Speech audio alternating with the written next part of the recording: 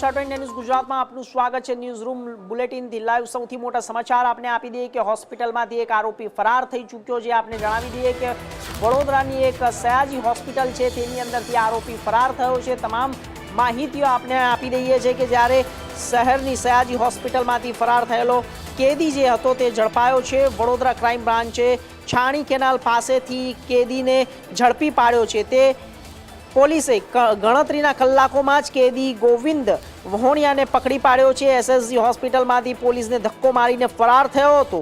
ફરાર થયેલો કેદીને ત્વચાની સારવાર કરાવવા માટે હોસ્પિટલ લાવવામાં આવ્યો હતો અને ફરાર થયેલા કેદીને ઝડપી લેવા ક્રાઇમ બ્રાન્ચે ટેકનિકલ સોર્સની મદદ લીધી હતી।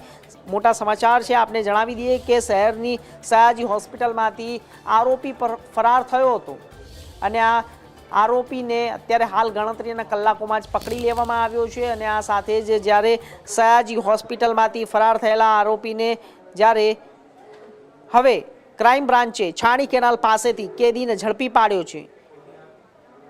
મોટા સમાચાર છે। હોસ્પિટલમાં ગયો હતો અને ત્યારબાદ તે ફરાર થયો હતો। સૌથી મોટા સમાચાર આપને જણાવી દઈએ છીએ આજે ફરાર આરોપીનો જે મામલો છે તે સામે આવ્યો છે અને હવે તે ગણતરીના કલાકોમાં પકડાઈ ગયો છે અને ક્રાઇમ બ્રાન્ચે તેની ધરપકડ કરી લીધી છે। સયાજી હોસ્પિટલમાં ત્વચાની સારવાર કરવા માટે આવ્યો હતો અને તેને પોલીસ લઈને આવી હતી। તે દરમિયાન તે અચાનક જ છટકું ગોઠવીને તે ફરાર થઈ ગયો હતો।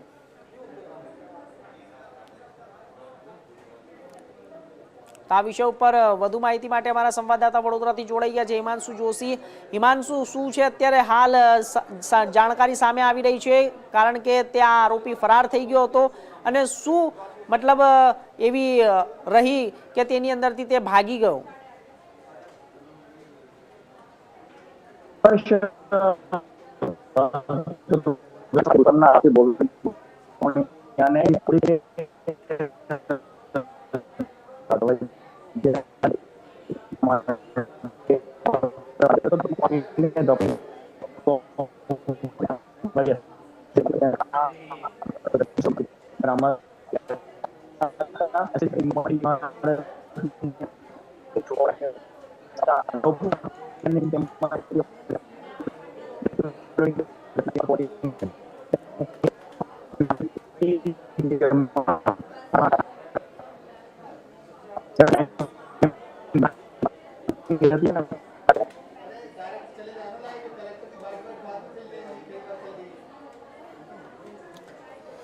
તો આપણે જણાવી દઈએ કે જે સયાજી હોસ્પિટલ હતી તેની અંદરથી એ આરોપી ફરાર થઈ ગયો છે અને હવે ગણતરીના કલાકોમાં જ આરોપીને પકડી પાડવામાં આવ્યો છે।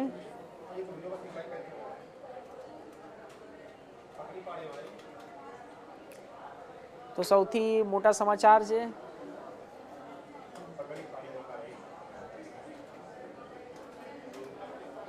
સયાજી હોસ્પિટલમાંથી આ આરોપી જે ફરાર થયો હતો પણ હવે તે ગણતરીના કલાકોમાં પકડાઈ ગયો છે।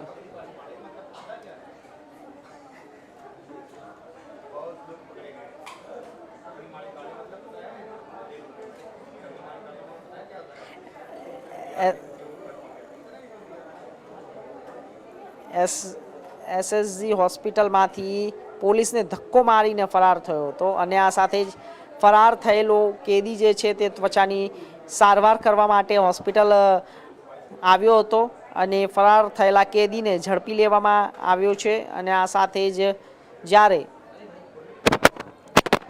ક્રાઇમ મેળવી છે